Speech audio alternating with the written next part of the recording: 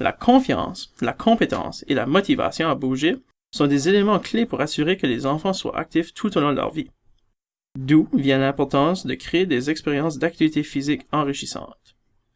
Quand les enfants sourient, participent et ont du plaisir, ce sont des signes d'un enfant qui est confiant, compétent et motivé à bouger.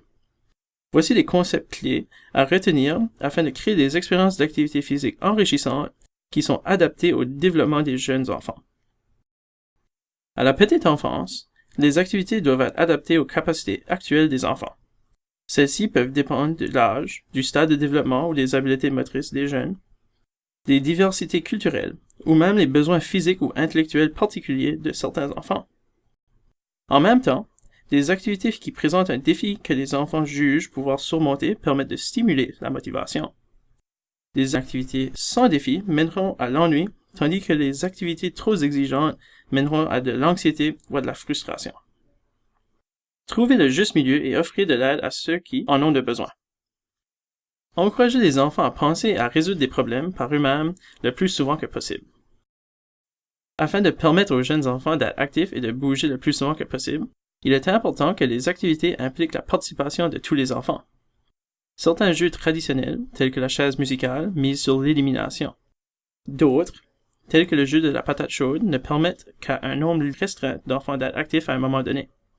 Ces types d'activités limitent le temps actif des enfants et peuvent être particulièrement désagréables pour les enfants qui ont été éliminés ou qui attendent d'être choisis. Faites appel à votre imagination et modifiez ces activités afin que tous les enfants soient actifs en même temps et que personne n'est éliminé. Afin d'assurer que tous les enfants ont du plaisir, les activités devraient toujours être de nature non compétitive, favoriser la participation et la coopération. Évitez d'avoir des gagnants ou des perdants. Ce qui est important, ce n'est pas le résultat, mais plutôt que tout le monde s'amuse.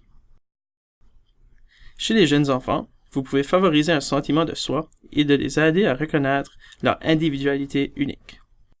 Vous pouvez aussi aider aux enfants à développer leur confiance en soi en leur offrant la possibilité de faire des choix et en les incitant à participer aux décisions, tout en respectant certaines règles de sécurité, bien sûr. Prenez avantage des activités physiques pour favoriser la socialisation et les interactions avec les autres. Pour ce faire, assurez-vous que les enfants jouent dans un espace qui est assez grand pour qu'ils puissent bouger librement, mais assez restreint pour encourager les interactions avec d'autres enfants. Vous permettrez aux enfants de développer leur conscience spatiale en même temps. La prochaine fois que vous planifiez une activité physique, gardez ces concepts clés en tête. Les activités ne seront pas seulement amusantes, mais elles permettront aussi aux enfants de développer leur confiance en soi et les motiveront à continuer de bouger.